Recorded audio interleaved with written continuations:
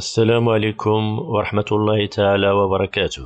مرحبا بكم في درس جديد من دروس la grammaire. سنرى اليوم le complément circonstanciel de lieu، المكمل الظرفي للمكان ونرمز له بالCCL، و le complément circonstanciel de temps، المكمل الظرفي للزمان ونرمز له بالCCT، و le complément circonstanciel de manière، المكمل الظرفي للكيفية ونرمز له بالCCM. نبدأ بفقرة j'observe et je découvre. نقرأ الجمل. Comment traiter une blessure au pied؟ كيف نعالج جرحا في القدم؟ الجملة A. Le malade désinfecte sa blessure dans une bassine. المريض ينظف جرحه في حوض. الجملة الثانية. Il doit ensuite sécher son pied minutieusement. يجب عليه بعد ذلك تجفيف قدمه بعناية. الجملة C. Il doit appliquer le traitement aux endroits contaminés chaque jour. يجب تطبيق العلاج على الأماكن الملوثة كل يوم. الجملة D. Il est nécessaire de changer régulièrement le pansement. من الضروري تغيير الضمادة بانتظام. نمر إلى أسئلة je manipule et je réfléchis. السؤال الأول. Lis les phrases sans lire la partie en couleur. اقرأ الجمل بدون قراءة الأجزاء الملونة. نقرأ الجملة الأولى. Le malade désinfecte sa blessure. والجملة الثانية. Il doit ensuite sécher son pied. والجملة الثالثة. Il doit appliquer le traitement aux endroits contaminés. والجملة الرابعة. Il est nécessaire de changer le pansement. فنلاحظ أن معنى الجملة الأساسي لا يتغير، فنستنتج أن المكملات الظرفية يمكن الاستغناء عنها في الجمل. السؤال الثاني. Essaie de déplacer les mots en couleur. Est-ce que le sens des phrases change؟ حاول تغيير مكان الكلمات الملونة. هل معنى الجمل يتغير؟ فمثلا في الجملة الأولى يمكن البدء le complément circonstanciel de lieu، وهو المكمل الظرفي للمكان، فنقول dans une bassine le malade désinfecte sa blessure. وكذلك يمكن تغيير مكان الكلمات الملونة الأخرى، فنجيب le sens des phrases ne change pas، معنى الجمل لا يتغير. السؤال 3. Que désigne dans les phrases A, B, C et D la partie en couleur؟ ماذا يعني في الجمل A, B, C و D الجزء الملون؟ في الجملة A الجزء الملون هو مكمل ظرفي للمكان، يجيب عن السؤال le malade désinfecte sa blessure où؟ أين المريض يعالج جرحه؟ وفي الجملة الثانية الكلمة الملونة هي مكمل ظرفي للكيفية complément circonstanciel de manière، يجيب عن السؤال il doit ensuite sécher son pied comment؟ يعني كيف يجب عليه بعد ذلك تجفيف قدمه. وفي الجملة C الكلمات الملونة تعبر عن مكمل ظرفي للمكان، وهو يجيب عن السؤال il doit appliquer le traitement aux endroits contaminés quand؟ يعني متى. وفي الجملة D الكلمة الملونة تعبر عن مكمل ظرفي للكيفية، وهو يجيب عن السؤال il est nécessaire de changer le pansement comment؟ بمعنى كيف يجب عليه تغيير الضمادة. نجيب إذن الكلمات الملونة في الجملة A هي CCL، وفي الجملة B CCM، وفي الجملة C CCT، وفي الجملة D CCM. السؤال الرابع. Où sont placés les groupes de mots en couleur؟ أين توجد الكلمات الملونة في الجمل؟ برجوعنا إلى الجمل نجد الكلمات الملونة توجد في آخر جمل A B و C، وتوجد في وسط الجملة D. فنجيب إذن ils sont placés à la fin de la phrase dans les phrases A, B et C et au milieu dans la phrase D. نمر إلى فقرة je m'entraîne. والسؤال الخامس. Souligne envers les CCL dans les phrases suivantes. سطر باللون الأخضر على المكمل الظرفي للمكان في الجمل التالية. في الجملة A il s'est fait opérer dans une clinique. أجرى عملية في مصحة.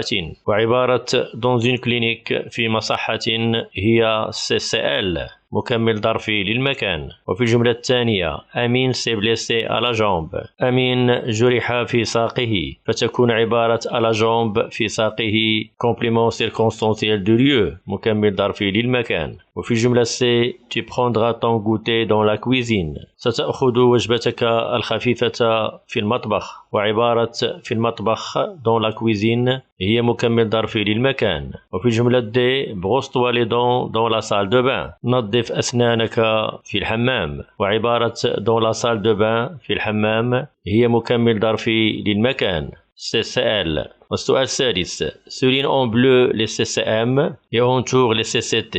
سطر بالأزرق على المكمل الظرفي للكيفية وأحط بخط المكملات الظرفية للزمان. في الجملة A il changera son pansement la semaine prochaine. سيغير ضمادته الأسبوع القادم. نجد عبارة la semaine prochaine وهي مكمل ظرفي للزمان نحيطها بخط. وفي الجملة B il cuisine des plats succulents en chantant. يطبخ أطباقا لذيذة وهو يغني. عبارة en chantant هي مكمل ظرفي للكيفية CCM. والجملة C nettoyez tous les jours votre salle de bain. نظفوا كل يوم حمامكم. عبارة tous les jours مكمل ظرفي للزمان CCT.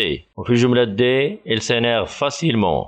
يغضب بسهولة. وكلمة facilement هي مكمل ظرفي للكيفية CCM. وفي الجملة E sa fièvre est contrôlée régulièrement. الحمى الخاصة بها يتم مراقبتها بانتظام. كلمة régulièrement هي مكمل ظرفي للكيفية complément circonstanciel de manière. نمر إلى فقرة Je m'évalue. السؤال السابع lis le texte, souligne les compléments circonstanciels et indique leur nature au-dessous CCL, CCT و CCM. السؤال يقول اقرأ النص سطر على المكملات الظرفية وحدد طبيعتهم. هل هم مكمل ظرفي للمكان أم مكمل ظرفي للزمان أم مكمل ظرفي للكيفية؟ نقرأ النص tous les jours في كل يوم وهو مكمل ظرفي للزمان. Maman sort de sa chambre. أمي تخرج من غرفتها. نجد عبارة de sa chambre وهو مكمل ظرفي للمكان CCL. Et ne prépare avec soin وتحضر لنا بعناية avec soin مكمل ظرفي للكيفية CCM. Notre petit déjeuner فطورنا à 6 heures في 6 صباحا مكمل ظرفي للزمان CCT. Il vient dans notre chambre تأتي إلى غرفتنا. وعبارة dans notre chambre هي مكمل ظرفي للمكان CCL. Il nous réveille وتوقظنا avec douceur بلطف وهو مكمل ظرفي للكيفية CCM. Puis il repart silencieusement. ثم تغادر بصمت. كلمة silencieusement هي مكمل ظرفي للكيفية CCM. Nous bondissons avec énergie. نقفز بكل نشاط. وعبارة avec énergie هي مكمل ظرفي للكيفية CCM. hors de nos couettes خارج أغطيتنا وهي مكمل ظرفي للمكان afin d'être les premiers à déguster les galettes au miel لنكون أول من يتذوق فطائر العسل. السؤال الثامن recopie les phrases en leur ajoutant un complément circonstanciel répondant à la question entre parenthèses. انقل الجمل بإضافة مكمل ظرفي يجيب على السؤال بين قوسين. في الجملة الأولى laisse la pâte du pain reposer. اترك عجينة الخبز ترتاح ونجيب عن السؤال أين. فنقول laisse la pâte du pain reposer dans un endroit chaud. اترك عجين الخبز يرتاح في مكان دافئ. وفي الجملة B si vous vous lavez les mains le virus sera mieux éliminé. إذا غسلتم أيديكم سيقضى على الفيروس جيدا. نجيب عن السؤال comment كيف. فنقول si vous vous lavez les mains soigneusement le virus sera mieux éliminé. إذا غسلتم أيديكم بعناية سيقضى على الفيروس جيدا. الجملة C si tu t'entraînes tu feras des progrès. إذا تدربت ستحرز تقدما. نجيب عن السؤال quand متى. فنقول si tu t'entraînes chaque jour إذا تدربت كل يوم ستحرز تقدما. وفي السؤال التاسع compose une phrase avec les compléments circonstanciels suivants tous les jours à la cantine soigneusement. كون جملة بالمكملات الظرفية التالية tous les jours مكمل ظرفي للزمان à la cantine مكمل ظرفي للمكان وsoigneusement مكمل ظرفي للكيفية. نقول في هذه الجملة tous les jours les enfants mangent à la cantine gratuitement. كل يوم الأطفال يأكلون في المقصف مجانا.